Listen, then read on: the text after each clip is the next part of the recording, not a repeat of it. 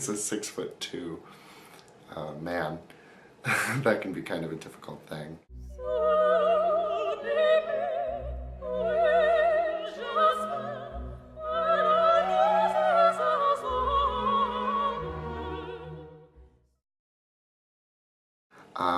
But I'm really, I think, most excited to see Sarah Horseman and Louise Large kind of just battle it out on stage, because they're just both incredibly ferocious women and wonderfully talented actresses, and I think that it's going to be an intense and scary and fabulous night of theater, and I think that these are really probably the two best women to get this done.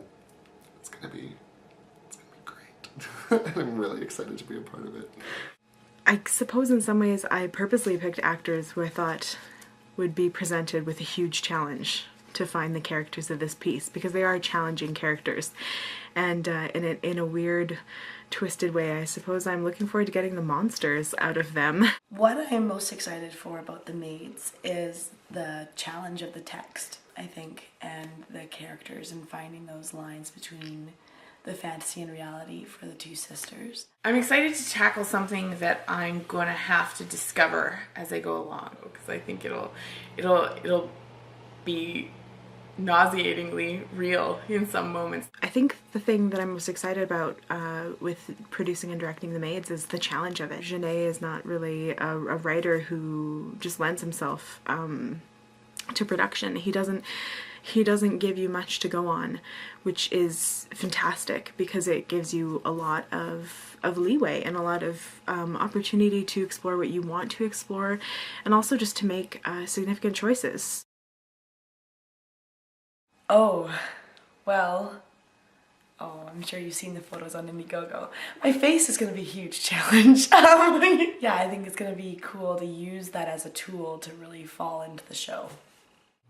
What don't I like about Claire? I appreciate the kind of unflinching arrogance and control that she has, even if, you know, there's a giant amount of like softness and insecurity sitting inside of it. I can appreciate that in a lady. Her sense of control and her sense of poise and demeanor are even just frankly what I imagine Claire's posture is going to look like. I love it. I can't wait. I'm pretty excited to meet a broad that's going to walk around like I think she walks around. Claire's awesome. She is this proper upper-class French woman, but in her mind, she's acting out the role of a criminal.